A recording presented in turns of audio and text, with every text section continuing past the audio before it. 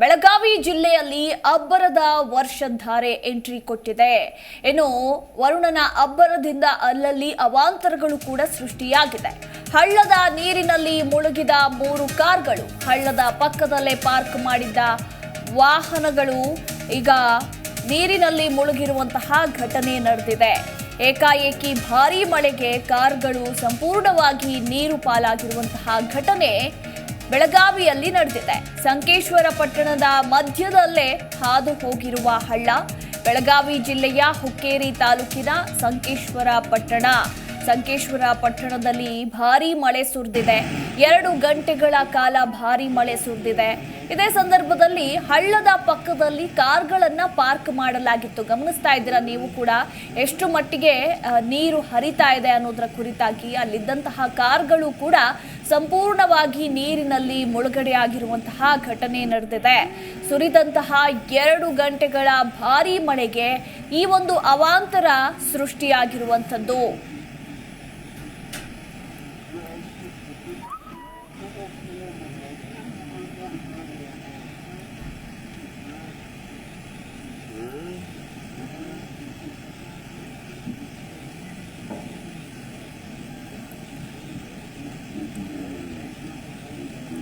ಗಮನಿಸ್ತಾ ಇದ್ದೀರಾ ದೃಶ್ಯಾವಳಿಗಳಲ್ಲಿ ನೀವು ಕೂಡ ಎಷ್ಟು ಮಟ್ಟಿಗೆ ಮಳೆಯ ನೀರು ಹರಿದುಕೊಂಡು ಹೋಗ್ತಾ ಇದೆ ಅಂತ. ಹಾಗೆ ಅಲ್ಲಿ ಪಾರ್ಕ್ ಮಾಡಲಾಗಿದ್ದಂತಹ ವಾಹನಗಳು ಕೂಡ ಸಂಪೂರ್ಣವಾಗಿ ಮುಳುಗಡೆಯಾಗಿರುವಂತಹ ಘಟನೆ ಬೆಳಗಾವಿ ಜಿಲ್ಲೆಯ ಹುಕ್ಕೇರಿ ತಾಲೂಕಿನ ಸಂಕೇಶ್ವರ ಪಟ್ಟಣದಲ್ಲಿ ನಡೆದಿದೆ.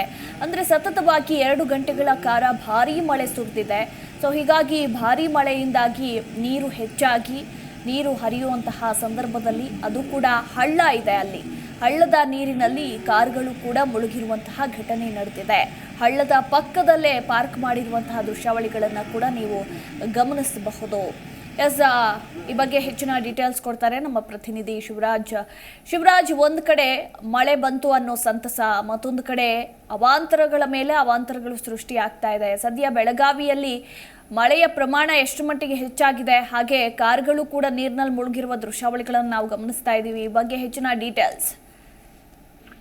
ಎಸ್ ಮಧುಬಲ, ಏನು ಬೇಸಿಗೆಯಿಂದ ಸದ್ಯ ಬಿಸಿಲಿನಿಂದ ಜಳಕ್ಕೆ ಸದ್ಯ ಜನಸಾಮಾನ್ಯರು ರೋಷಿ ಹೋಗಿದ್ರು. ವರ್ಷದ ಮೊದಲ ಮಳೆ ಎಂಬಂತೆ ಸದ್ಯ ನಿನ್ನೆ ಅಷ್ಟೇ ಹುಕ್ಕೇರಿ ತಾಲೂಕಿನ ಸಂಕೇಶ್ವರ ವ್ಯಾಪ್ತಿಯಲ್ಲಿ ಧಾರಾಕಾರವಾಗಿ ಕಳೆದ 2 ಗಂಟೆಗಳ ಮಳೆ ಸುರಿದ ಪರಿಣಾಮವಾಗಿ ಸದ್ಯ ಸಂಕೇಶ್ವರ ಪಟ್ಟಣದಲ್ಲಿ ಹರಿಯುತ್ತಿರುವ ಹಳ್ಳಕ್ಕೆ ಅಪಾರ ಪ್ರಮಾಣದ ನೀರು ಹರಿದು ಬಂದು ಸದ್ಯ ಒಂದು ರೀತಿ ಅವಾಂತರಕ್ಕೆ ಕಾರಣವಾಗಿತ್ತು. ಹಳ್ಳದ ದಂಡೆಯಲ್ಲಿ ನಿಲ್ಲಿಸಿದ ಹಲವು ಕಾರುಗಳು ಕೂಡ ಇನ್ನೇನು ಸ್ವಲ್ಪ ನೀರಿನ ಮಟ್ಟ ಎತ್ತಾದ್ರೆ ಕೊಚ್ಚಿ ಹೋಗುವ ಪ್ರಸಂಗ ಕೂಡ ಎದುರಾಗಿತ್ತು. ಆದ್ರೆ ಯಾವುದೇ ಅದೃಷ್ಟವಶ ಯಾವುದೇ ರೀತಿಯ ಹಾನಿ ಸಂಭವಿಸಿ ಸದ್ಯ ಒಂದು ರೀತಿ ಅಪಾರ ಪ್ರಮಾಣದ ಮಳೆ ಸುರಿದ ಪರಿಣಾಮವಾಗಿ ಸದ್ಯ ಈಗ ಈ ಭಾಗದ ಚಿಕ್ಕೋಡಿ ಶೈಕ್ಷಣಿಕ ಜಿಲ್ಲೆಯಲ್ಲಿ ಒಂದು ರೀತಿ ತಂಪೆರೆದ ವಾತಾವರಣ ನಿರ್ಮಾಣವಾಗಿ ಸದ್ಯ ಈಗ ವರ್ಷದ ಮೊದಲ ಮಳೆಗೆ ರೈತರು ಕೂಡ ಹರ್ಷ ವ್ಯಕ್ತಪಡಿಸಿದ್ದಾರೆ. ಇನ್ನೇನು ಮಳೆಗಾಲಕ್ಕೆ 20-25 ದಿನಗಳು ಬಾಕಿ ಇರುವಾಗಲೇ ಮೊದಲನೆಗೆ ಮಳೆ ಪ್ರಾರಂಭವಾಗಿದ್ದರಿಂದ ರೈತರಲ್ಲಿ ಸದ್ಯ ಒಂದು ರೀತಿ ಮಂದ ಆಸನೆ ಮೀರಿದೆ ಅಂತಾನೆ ಹೇಳ್ಬೋದು ಮಧುಬಲ. ಇಲ್ಲಿ ಇನ್ನು ಕಾರ್ಗಳು ಕೂಡ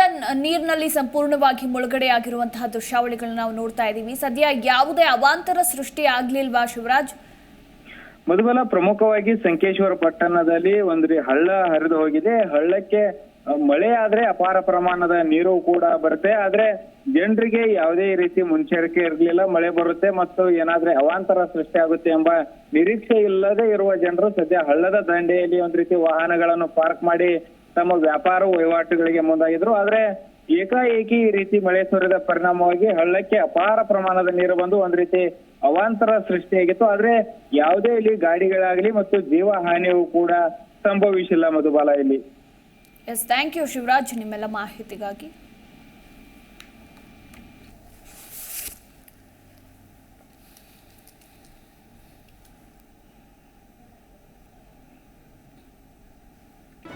ಜಿ ಕನ್ನಡ ನ್ಯೂಸ್ ಈಗ ನಿಮ್ಮ ಮನೆಯಲ್ಲೇ ನೋಡಿ. ಎಲ್ಲ ಕೇಬಲ್ಗಳಲ್ಲಿ ಈಗ ಲಭ್ಯ.